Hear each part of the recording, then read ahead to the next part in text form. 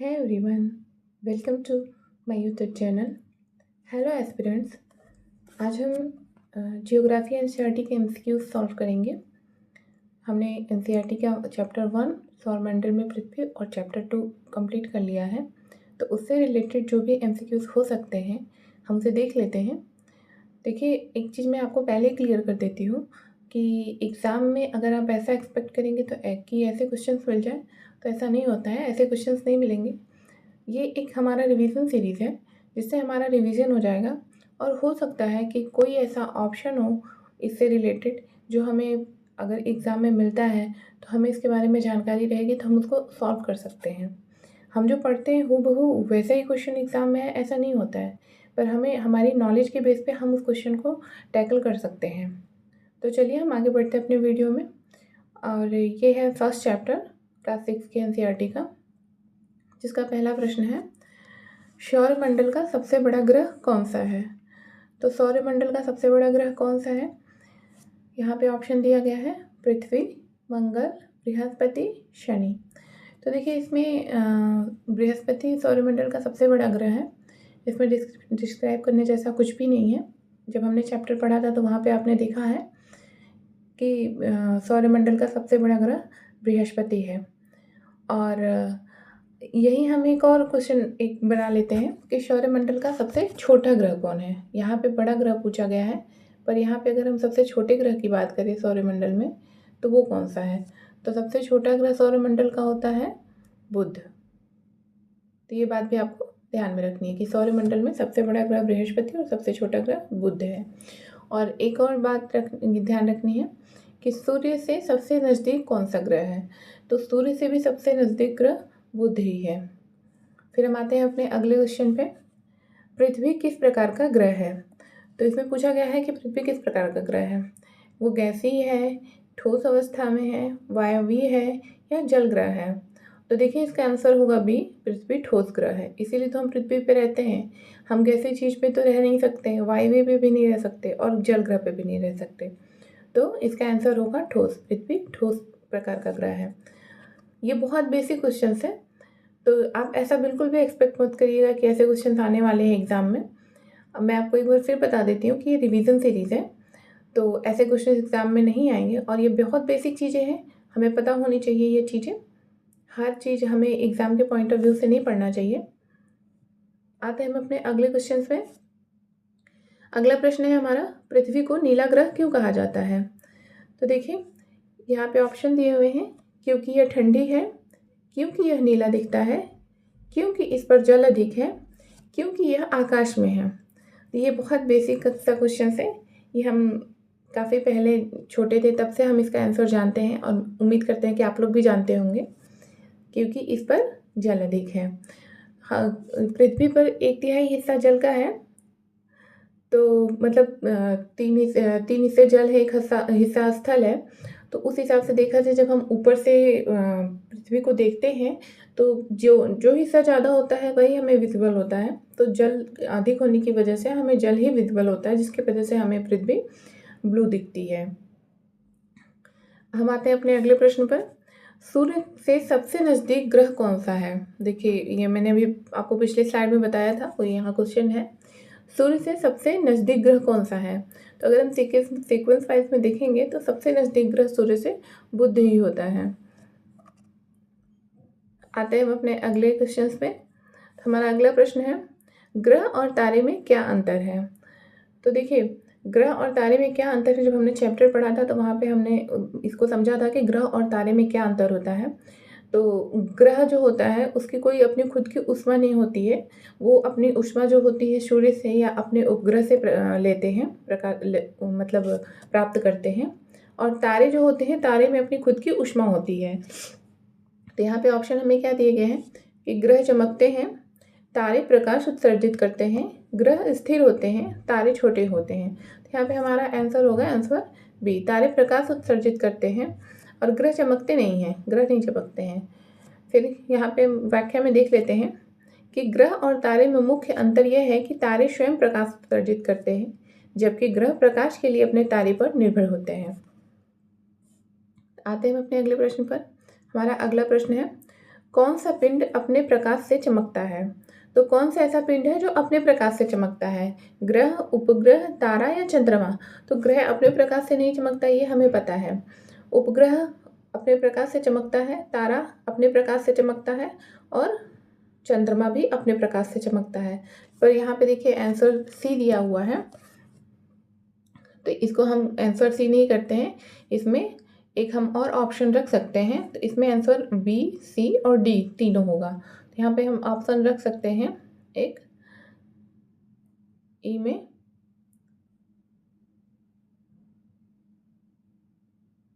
B, सी, D सभी। ठीक, तो यहाँ पे देखिए दिया है रात में तारे चंद्रमा चमकते हैं। तो रात में तारे और चंद्रमा चमकते हैं, जैसे हमारा सूर्य अपनी ऊर्जा और प्रकाश उत्सर्जित करते हैं, जबकि चंद्रमा सूर्य के प्रकाश को परावर्तित करता है, जिससे वो भी रात में चमकता हुआ दिखाई देता है। तो हम आते हैं अपने दूसरे क्वेश्चन पे। तो हमारा अगला क्वेश्चन है, चंद्र ग्रहण कब होता है? जब चंद्रमा पृथ्वी के सामने आता है, जब सूर्य चंद्रमा के पीछे होता है, जब पृथ्वी सूर्य और चंद्रमा के बीच आ जाती है, जब सूर्य चंद्रमा को ढकता है। तो देखिए यहाँ पे हमारा आंसर होगा जब पृथ्वी सूर्य और चंद्रमा के बीच आ जाती है। देखिए कैसे, ये हो गया हमारा सूर्य और ये है हमारी पृथ्वी और इधर हमारा हो गया चंद्रमा। तो ये पृथ्वी जो है चंद्रमा और सूर्य के बीच में आ जाती है, तभी चंद्र ग्रहण होता है। इसकी व्याख्या देखिए, चंद्र ग्रहण तब होता है जब पृथ्वी सूर्य और चंद्रमा के बीच आ जाती है, जिससे चंद्रमा पृथ्वी की छाया में चला जाता है और कुछ समय के लिए दिखाई देना बंद हो जाता है, क्योंकि चंद्रमा जो है सूर्य की किरणों से, सूर्य से प्राप्त ऊर्जा, जो ऊष्मा होती है, इसको परावर्तित करके ऊष्मा प्राप्त करती है, इसके लिए, और कुछ समय के लिए दिखाई देना बंद हो जाता है या उसकी रोशनी कम हो जाती है, इसे ही चंद्र ग्रहण कहते हैं। आते हैं हम अपने अगले प्रश्न पर। हमारा अगला प्रश्न है, ओरियन क्या है? ओरियन ग्रह है, नक्षत्र है, तारा है या उल्का है?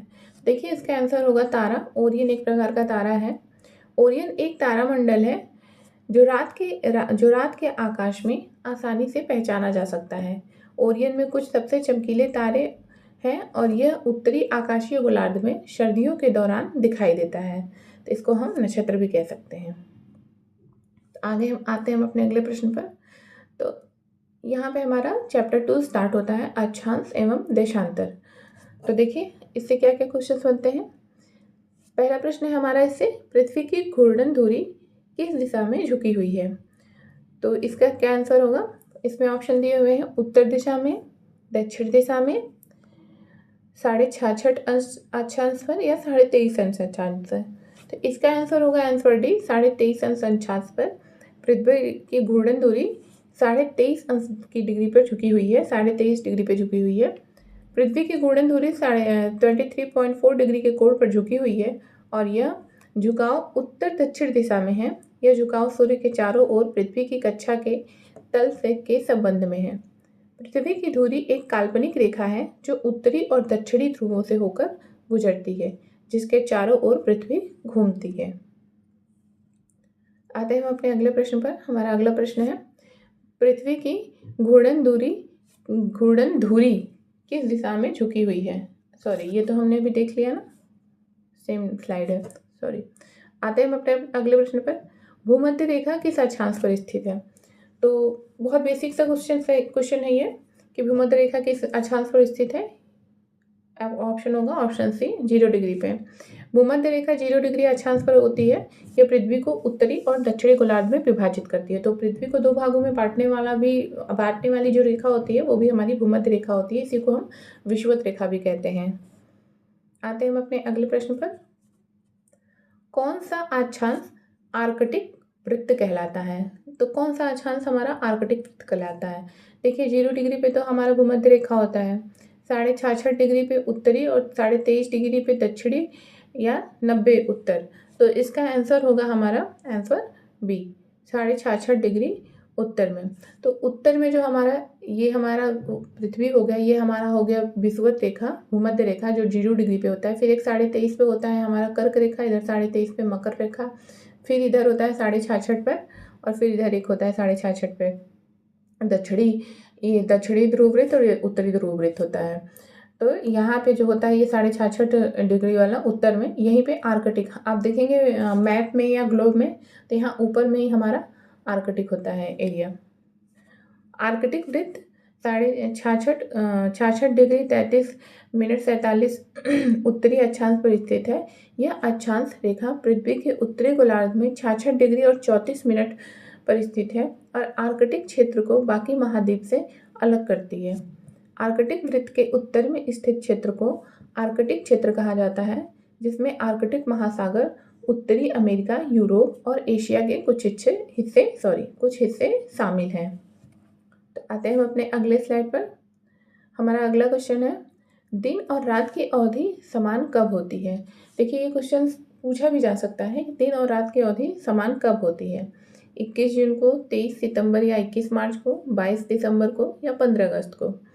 देखिए इसका आंसर होगा आंसर बी, दिन और रात की अवधि समान, जिसे विषुव कहा जाता है। मतलब जब दिन और रात की अवधि समान होती है तो उसे विषुव कहते हैं। साल में 2 बार होती है। ये तिथियां लगभग 20 या 21 मार्च को या 22 या 23 सितंबर को, मतलब 20-21 मार्च को या 22 मतलब 20 या 21 में, और 22 या 23 सितंबर को होती है। इस दौरान सूर्य भूमध्य रेखा के ठीक ऊपर होता है, जिससे उत्तरी और दक्षिणी गोलार्ध में दोनों में दिन और रात लगभग बराबर अवधि के होते हैं। आते हैं हम अपने अगले प्रश्न पर। अगला प्रश्न है हमारा, भारत का मानक देशांतर कौन सा है?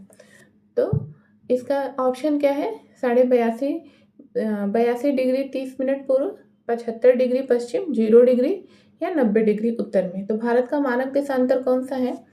तो भारत का मानक इसका आंसर ए 82 डिग्री 30 मिनट पूर्व, 75 डिग्री पश्चिम, 0 डिग्री और या 90 डिग्री उत्तर। तो इसका आंसर होगा हमारा आंसर ए।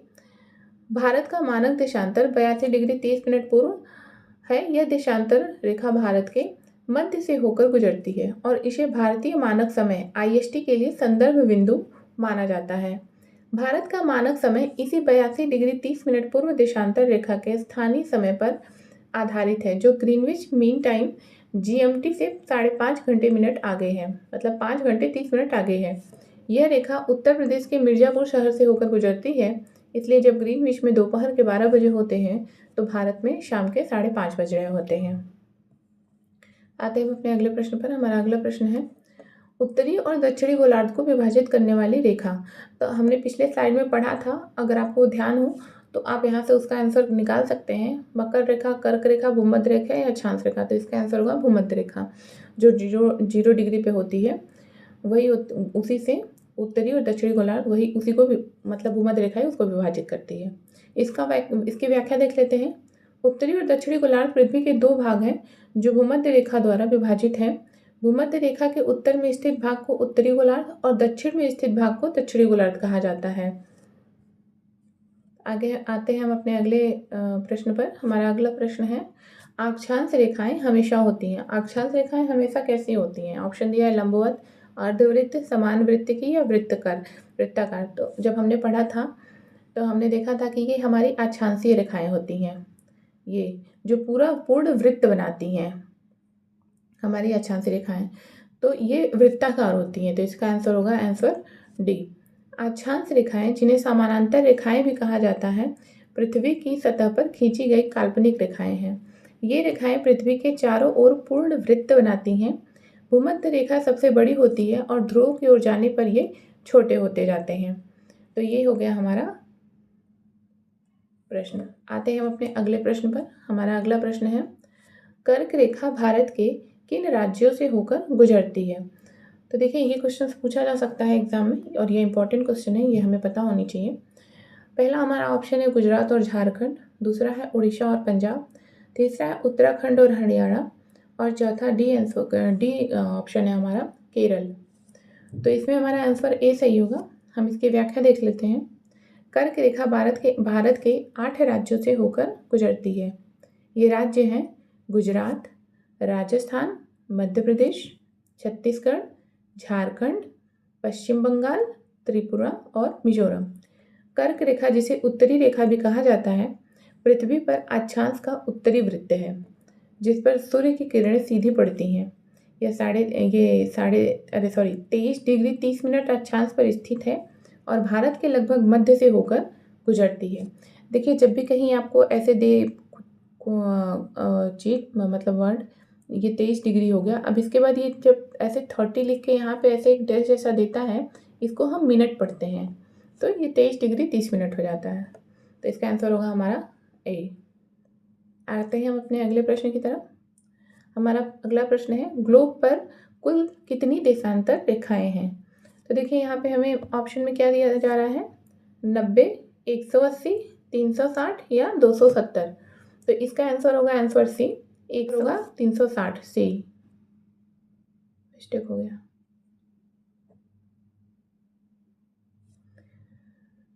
तो इसका आंसर होगा 360।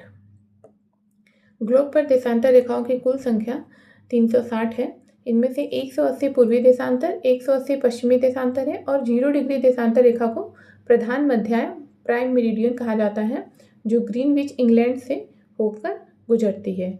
तो ये हो गया हमारा 360। आते हैं, अब हमारे क्वेश्चंस ख़त्म होते हैं यहाँ पे। तो उम्मीद करती हूँ कि आपको वीडियो अच्छा लगेगा, और अगर वीडियो अच्छी लगती है तो प्लीज़ चैनल को लाइक करिए, सब्सक्राइब करिए और शेयर करिए। थैंक्स फॉर वॉचिंग, और मिलते हैं फिर अगले वीडियो में ऐसे किसी इंटरेस्टिंग टॉपिक के साथ। तब तक के लिए बाय।